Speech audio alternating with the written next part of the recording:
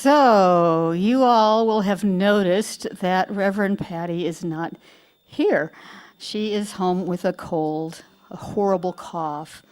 And so, Fred and I have been entrusted with the service today. And she had it on the script that she sent me, she had an alternate title that said, Justice of Tomatoes.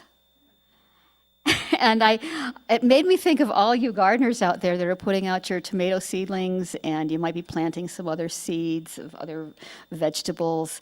And so I hope Patty's words today plant some different kinds of seeds for you.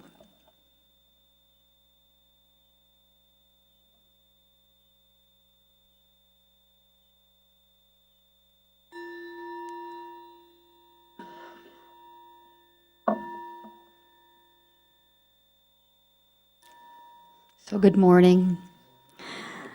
Today, with ringing the Peace Bowl, we affirm our collective hope for peace.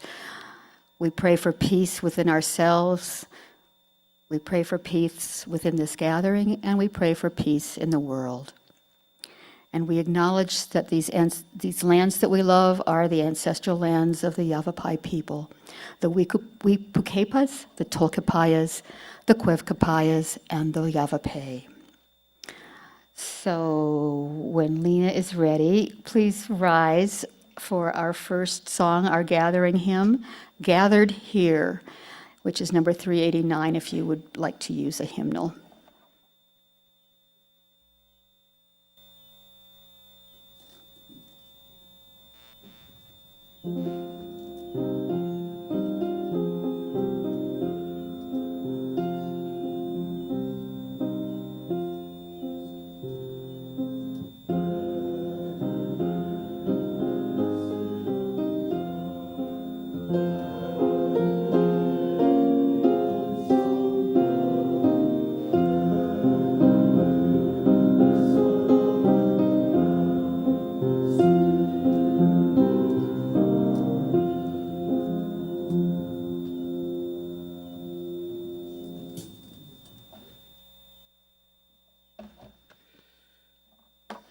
Buenos dias. Welcome to Granite Peak Unitarian Universalist Congregation on the Cinco de Mayo, which a day of pride for the Mexican people, but it isn't their Independence Day.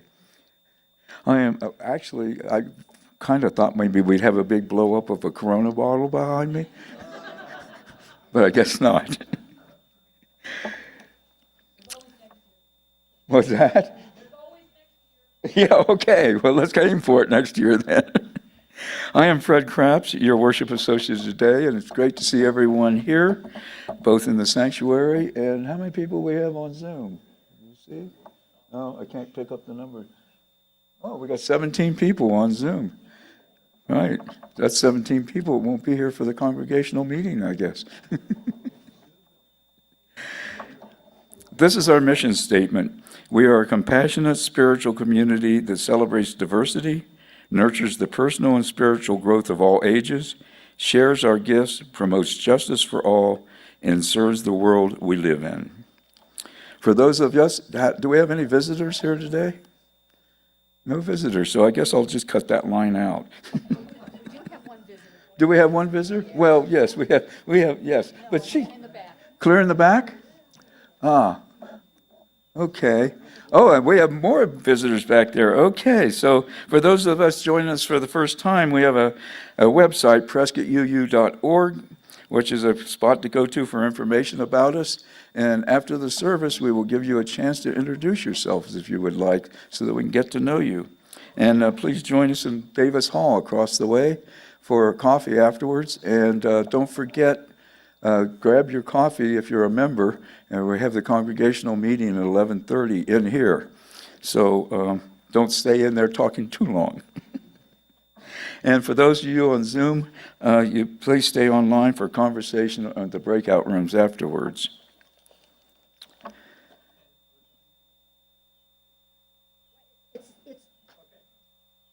What's that? Oh, all right. Jeez. This morning, we want to thank our pianist, Lena Hubin, and our music director, who is very sick as well, Mary Lou Prince, for choosing the music, although she won't be here with us today, and all our Sunday morning volunteers. So please take a moment, and I haven't done it myself, please take a moment to silence your phone so you don't embarrass yourself at some point in the service.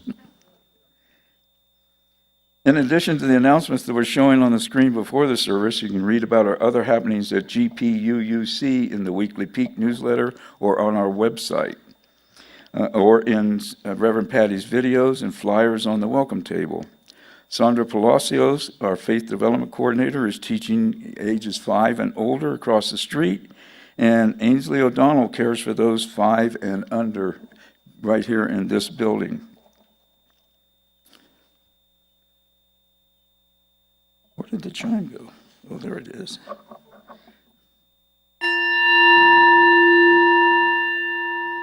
Whoa. I guess. All right. It sort of reminds me, we went down to the, how many people went down to the little Mexican fiesta yesterday?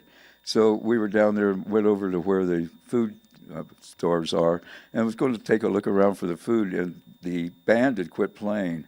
And so just as soon as I walked in there, and I was right in front of the speaker, they put on recorded music and just blew my ears right out. So I guess I'm getting revenge. We begin our service in the Unitarian Universalist tradition of lighting the chalice. Our chalice lighter this morning is Fred Fort.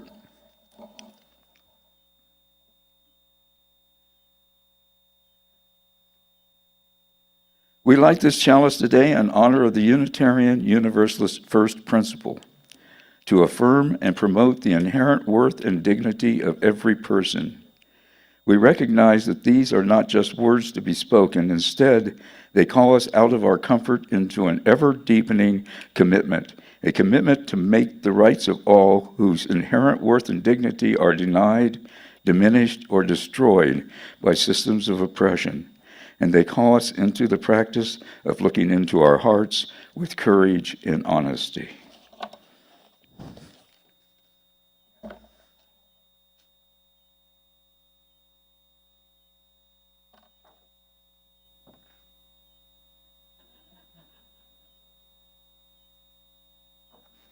Good morning. I am sad not to be with you today. And if you heard my cough, you would be relieved that I stayed home. You wouldn't want me spreading germs. Today is our annual meeting, the meeting that lives out our principle of the democratic process. We are also graced with Granite Mountain today in our sanctuary. Please look around to the back and see the beautiful quilt, applique quilt, made by our Granite Peak artists led by Chris Parsons. The fire of commitment of our congregation is on view. I invite you to bask in all that is good right now. Let us rise in body or spirit and sing the fire of commitment.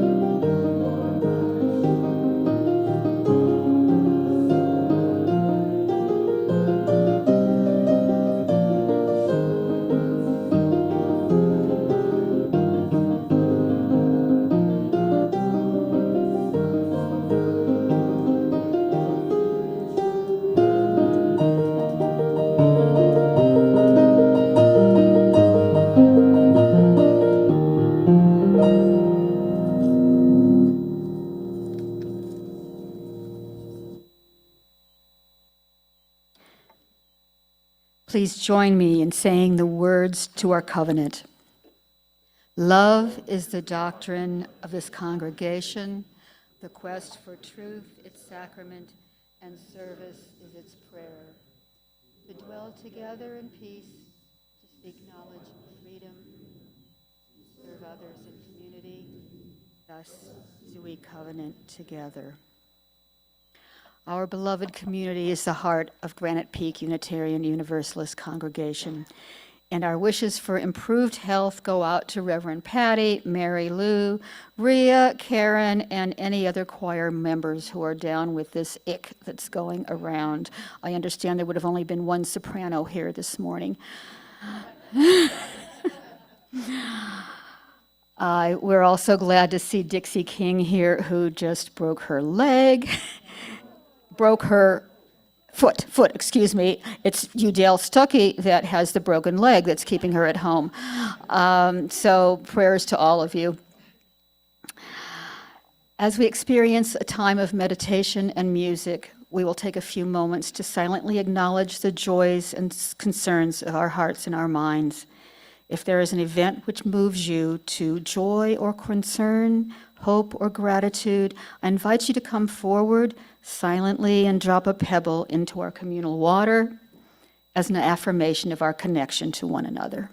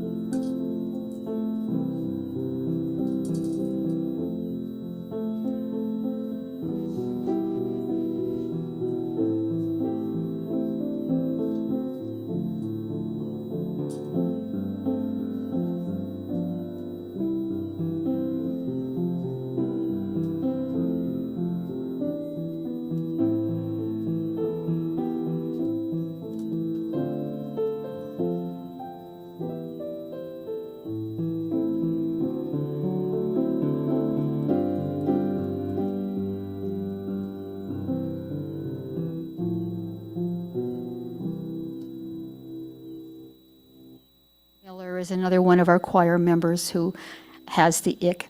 So our prayers go to him, and I will put one more pebble in the bowl for all the other unknown names that are on our hearts today.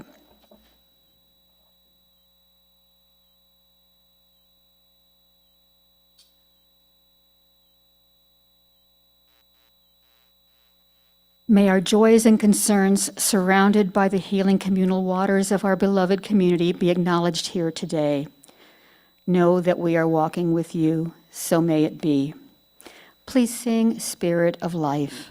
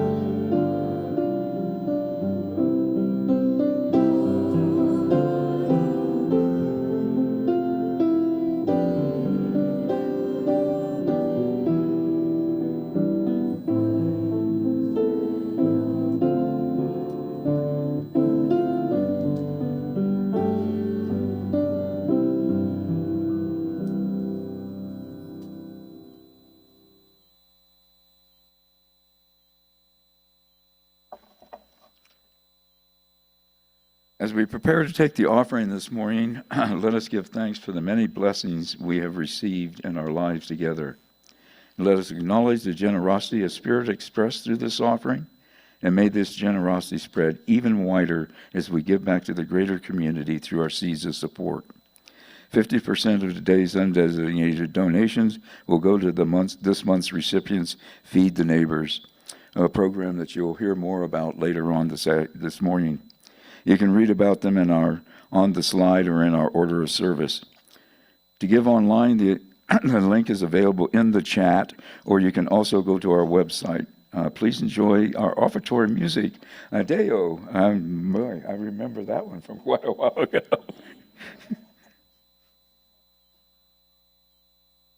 Oh, we have a soloist with this.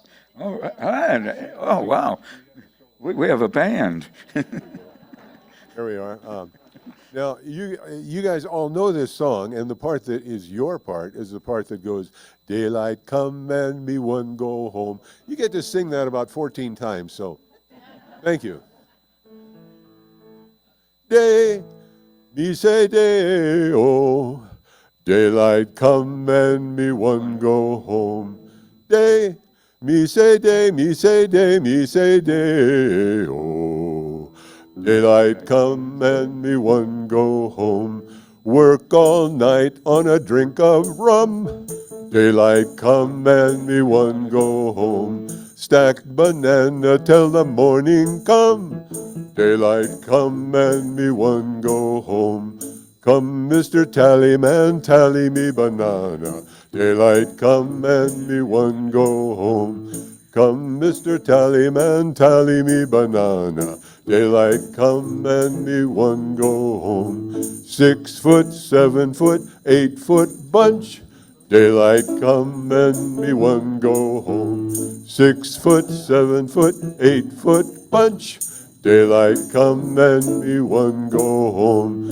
Day, me say day, oh. Daylight come and me one go home. Day, me say day, me say day, me say day, oh. Daylight come and me one go home. A beautiful bunch of ripe banana. Daylight come and me one go home. Hide the deadly black tarantula. Daylight come and me one go home. Come, Mr. Tallyman, tally me banana. Daylight come and me one go home. Come, Mr. Tallyman, tally me banana. Daylight come and me one go home. Day, he say day, oh. Daylight come and me one go home. Day, me say day, me say day, me say day, oh. Daylight come and me one go home. All right, thank you, band. Whoa, I got the computer. What is given in love is received in gratitude. Blessed be. We will now be viewing a video done by the CNN Freedom Project that introduces us to the Fair Food Program.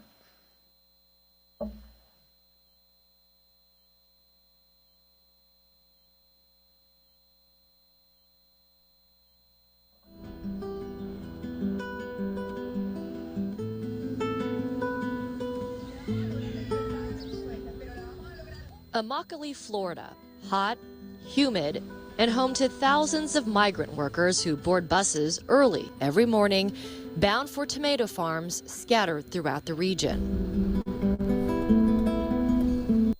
Immokalee is the epicenter of tomato production in the United States.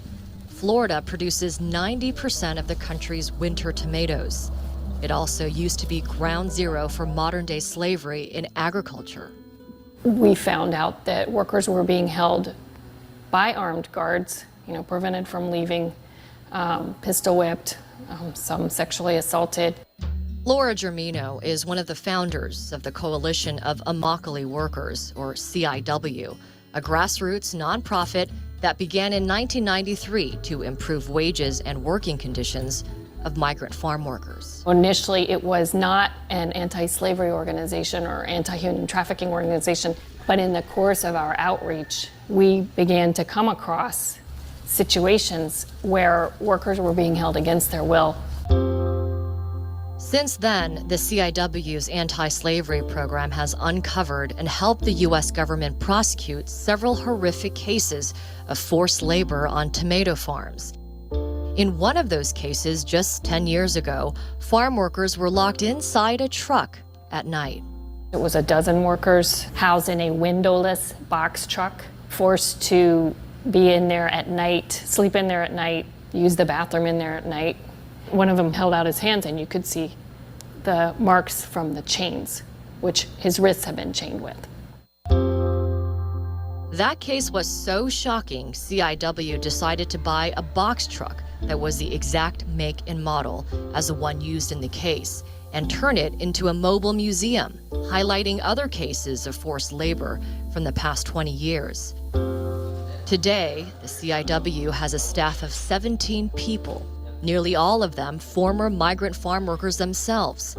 And their focus is no longer uncovering cases of slavery, it's preventing it from happening in the first place. Forced labor has been virtually eradicated, and if it were to take root, it would be identified and dealt with really quickly. They do that through an innovative initiative called the Fair Food Program. Participating growers allow CIW staff to come onto their farms and hold mandatory education sessions for all workers.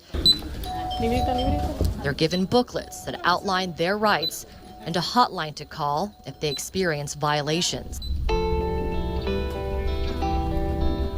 The growers also agree to regular third-party inspections of their farms. A team of auditors speaks confidentially with at least 50% of workers to ensure their rights are being respected.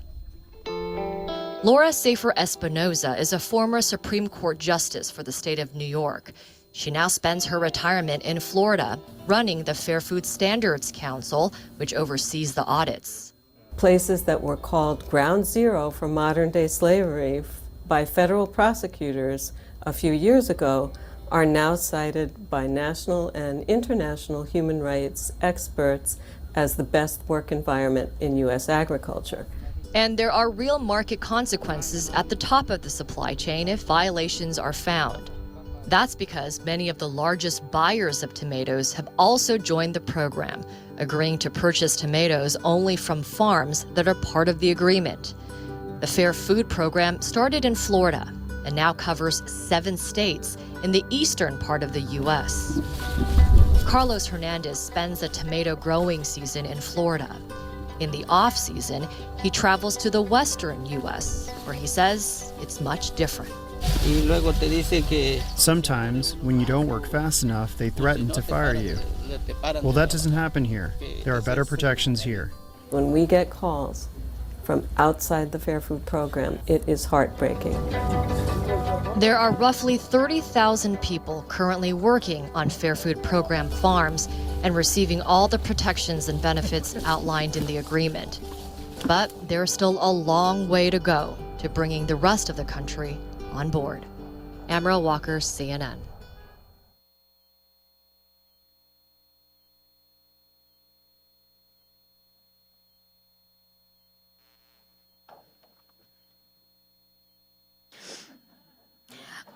Last week, in my sermon on clouds, I lifted up this idea from Thich Nhat Hanh, a vision of how our lives might transform with mindfulness. When we hold a piece of bread to eat, if mindfulness is there, we can eat the bread in a way that will allow us to touch the whole cosmos deeply. A piece of bread contains the sunshine. That is not something difficult to see.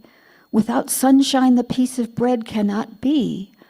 A piece of bread contains a cloud. Without a cloud, the wheat cannot grow. So when you eat the bread, you eat the cloud, you eat the sunshine, you eat the minerals, time, space, everything. One thing contains everything. Today, we are going to look deeper into other invisible elements in our food, the nitty-gritty, difficult ones that demand justice. As you saw in the video, Immokalee is a rural town in Florida surrounded by 42,000 acres of land devoted to tomato production on monoculture farms. They are in the midst of a peak harvest season right now. Workers on the farms are paid per piece, earning only about 50 cents per 32-pound bucket of tomatoes they pick. These wages leave many people below the poverty line. A farm worker would need to pick 2.5 tons of tomatoes per day to make minimum wage. As the short video from CNN showed, Immokalee was also ground zero for modern-day slavery in agriculture.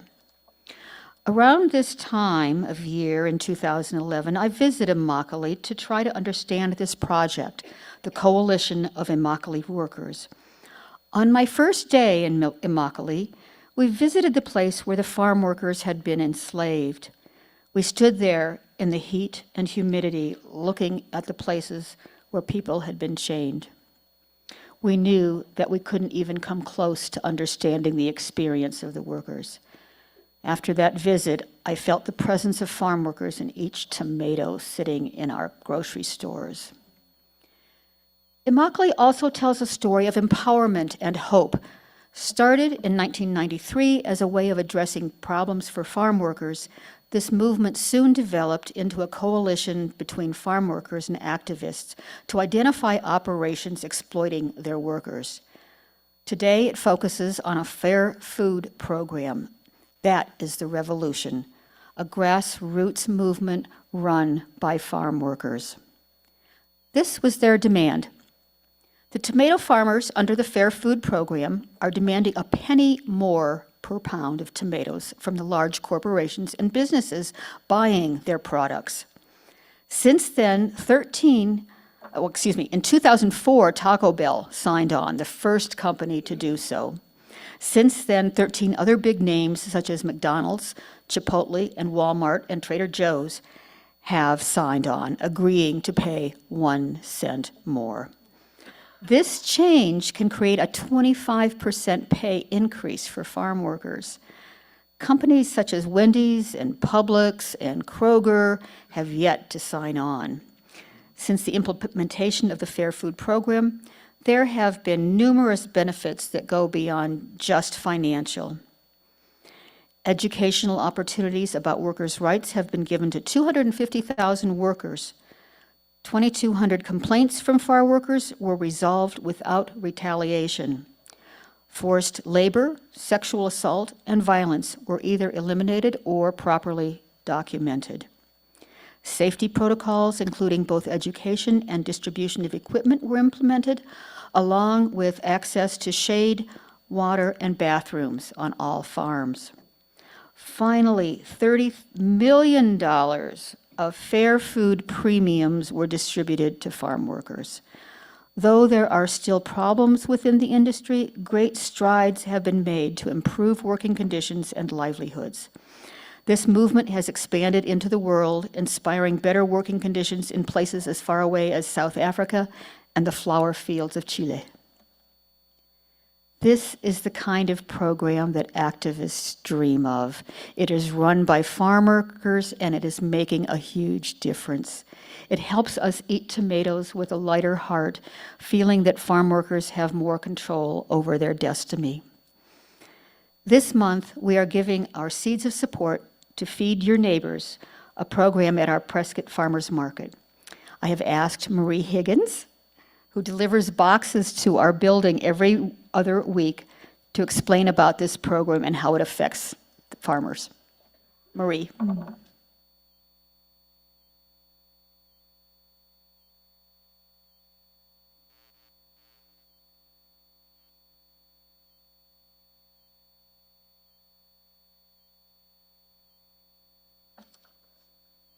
Good morning.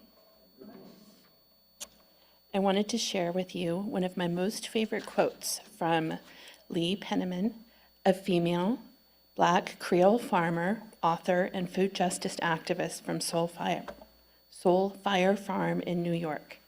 She says, "Food justice is not just about feeding the hungry, it's about empowering communities and creating lasting change." Prescott Farmers Market has the unique opportunity to be the bridge of equity and access for all people, providing an infrastructure and access to local food. We support POC farmers, smallholder farmers, and those who use sustainable agricultural techniques. We've been connecting communities with local food for going on 27 years now, and since March of 2020, our Feed Your Neighbors program has filled the gap in both nutrition and access by purchasing produce from local farms and delivering food boxes to homebound individuals.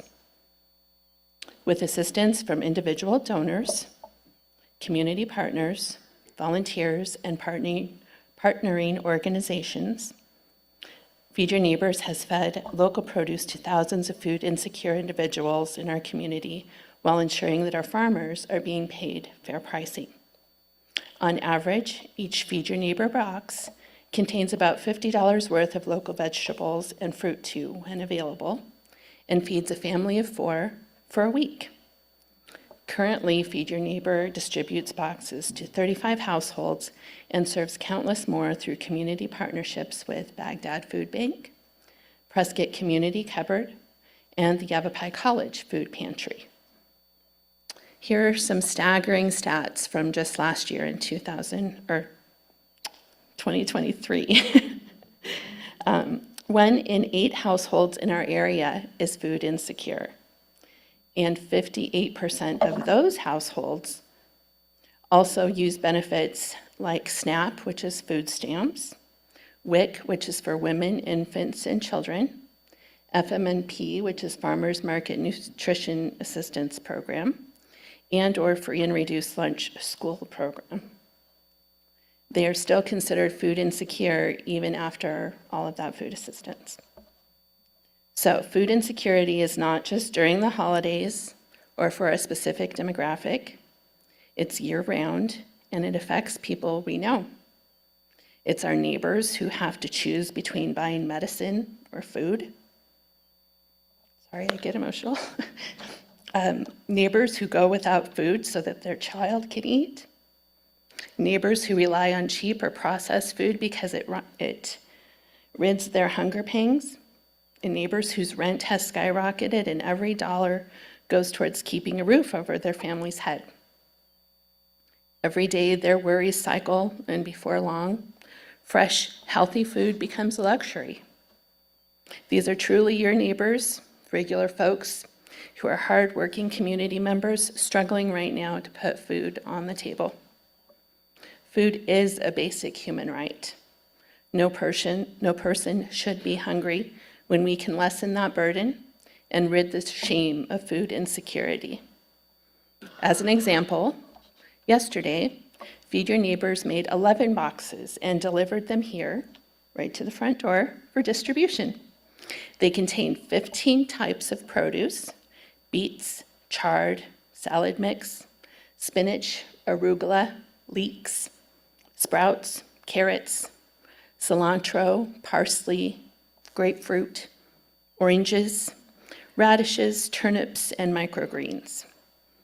Everything was grown by 8 of our farmers who are here locally in Yavapai County, and the cost of each box totaled $51, along with 6 other boxes built for individuals and products for the Yavapai College Food Pantry and for Prescott Community Cupboard. We spent $1,550 from the Feed Your Neighbors program, and every cent of it was paid to our farmers. Volunteers help in coordinating, packing, and distributing, and my administrative time and materials are funded partially by a grant. Remember, when you support Feed Your Neighbors, you're not only providing fresh food to those who are struggling to put food on the table, but you're also supporting the small family businesses of our farmers, our ranchers, our producers, and in turn, boosting the local economy. Your gift will be put to work immediately feeding our neighbors. I and everyone at Prescott Farmers Market were so grateful to be part of a community that cares deeply for one another. Your commitment to supporting the market and Feed Your Neighbors will make a life-changing difference to so many of our farmers and their families, and our neighbors and our community members. I'll leave you with another of my favorite quotes. This one's from a Feed Your Neighbor recipient, which I've taped to my desk as a reminder of the importance of my work. It says, "Thank you. Receiving a Feed Your Neighbor box is like opening the best present ever. I know the food is fresher than anything I could buy at the store. Plus, it's lovingly grown by local farmers working hard to raise their families just like I am." Thank you.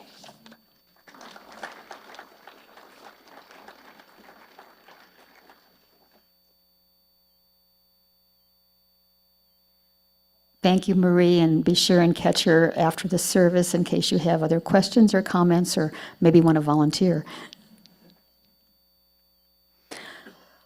The Global Atlas of Environmental Justice praises the Coalition of Immokalee Workers and their work to help farm workers, and also writes of the monoculture practices of growing tomatoes in Florida. With mass production and profit being the main goal, there is a lack of crop rotation, leading to increasingly poor soil quality and low nutrients. The soil is then supplemented with artificial nutrients through fertilizers and pesticides.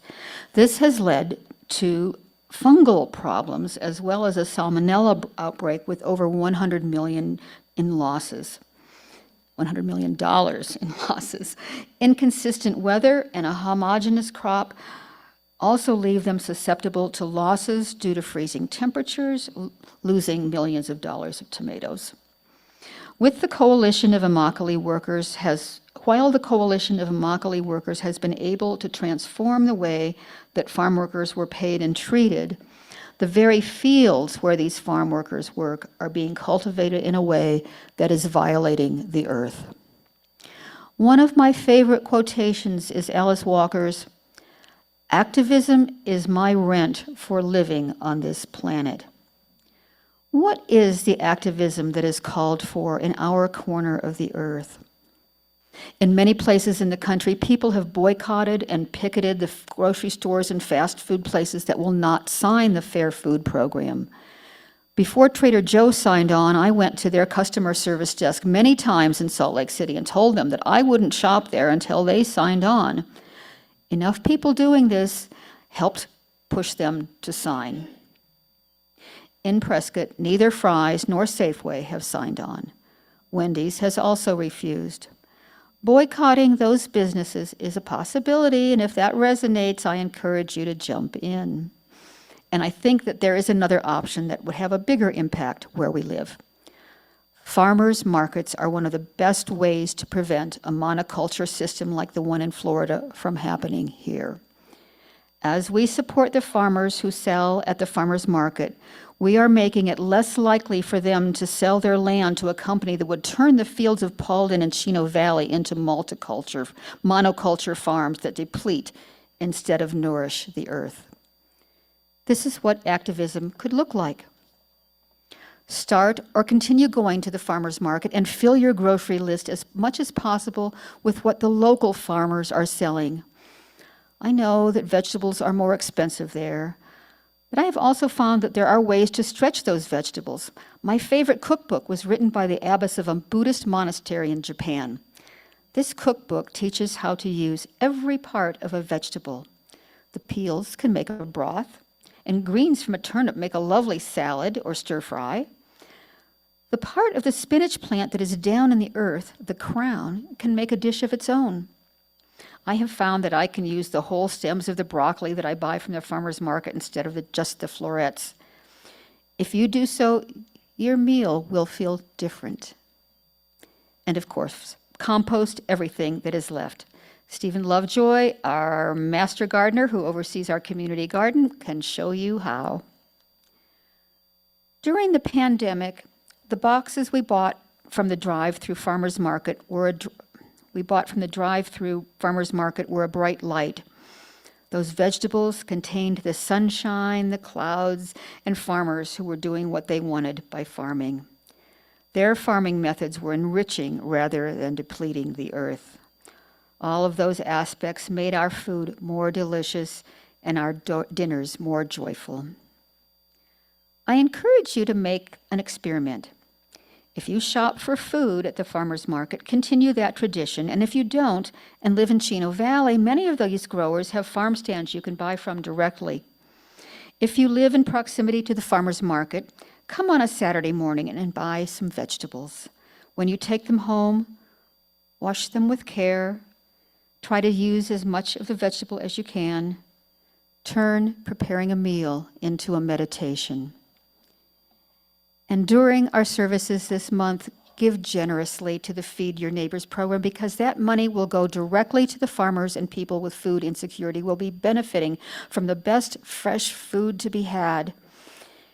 If you are struggling with rent, fresh vegetables can become too expensive.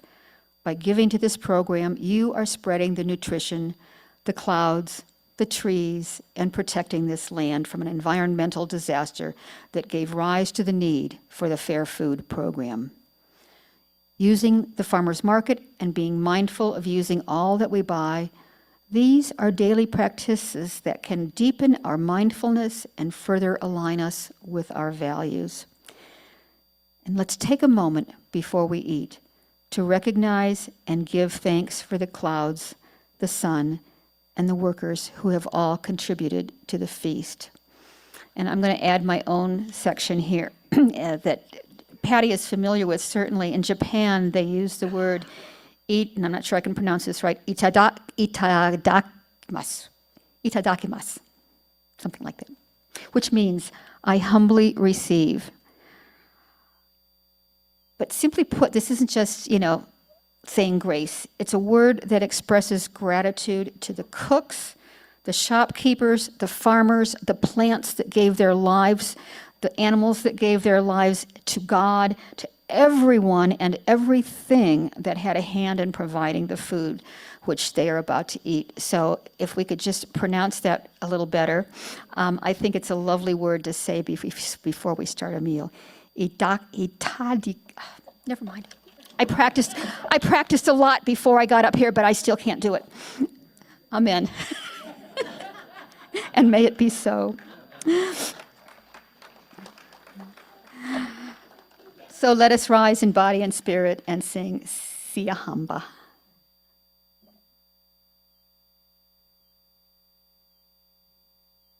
There's a video. I was thinking we would do that before the singing, but no, we're going to sing this song right now.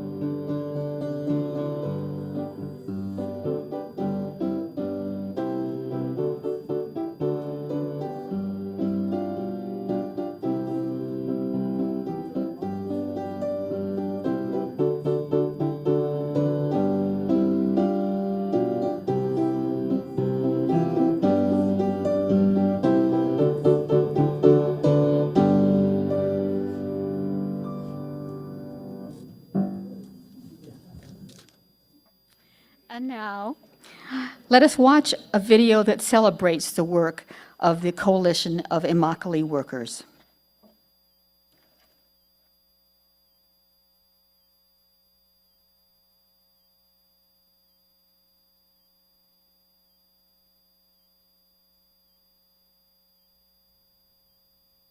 Every meal we eat, we make choices. And those choices have an impact that stretches from our kitchen tables all the way into our nation's fields, where hard-working men and women pick our produce. Through the triumphant work of the Fair Food Program, the Coalition of Immokalee Workers has grown an environment of respect and dignity, sown from the seeds of workers, growers, and buyers, partnering together to protect farm workers' human rights. For the past decade, the worker-driven Fair Food Program has radically transformed the conditions for farm workers with the support and partnership of the nation's largest food retailers. Committed to elevating ethical standards, these buyers have leveraged their vast market power to bring groundbreaking transparency and enforceable protections to their produce supply chains. Together, their achievements continue to expand to new horizons, reaching both new industries and new regions every year. The infrastructure created and sustained by the Fair Food Program has successfully provided not only safety and security to those who harvest our food, but fundamental human dignity. From requiring clean drinking water and shade structures to uprooting sexual harassment and systemic racism, the agricultural workplace has been transformed one field at a time by the program's pioneering model.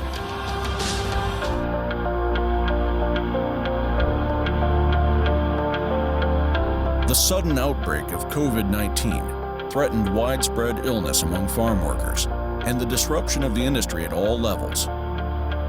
To mitigate the grave risks of this pandemic, the Fair Food Program's established partnerships made life-saving preventative measures possible, effectively safeguarding not only farm workers, but growers, buyers, and consumers as well.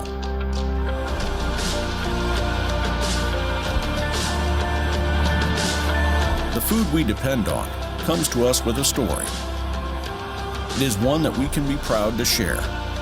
The Fair Food Program ensures that the food we eat is grown with safety and dignity that is made real every day for farm workers. That is the power of prevention.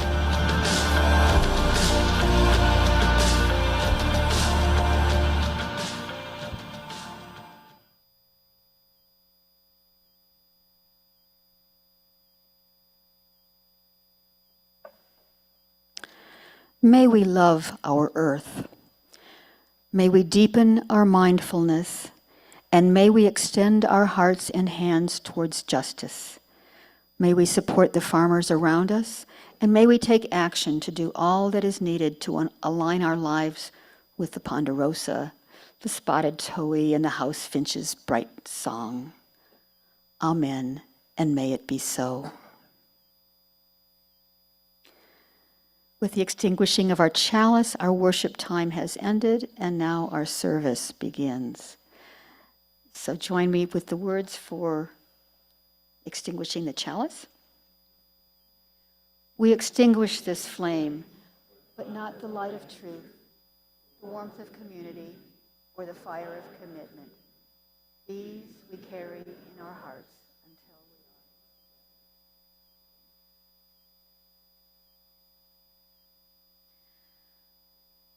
So, you all on Zoom, you can go to your breakout rooms now or drive down here to church so you can be here for the congregational meeting, although I understand your Zoom votes will count also, so don't go away.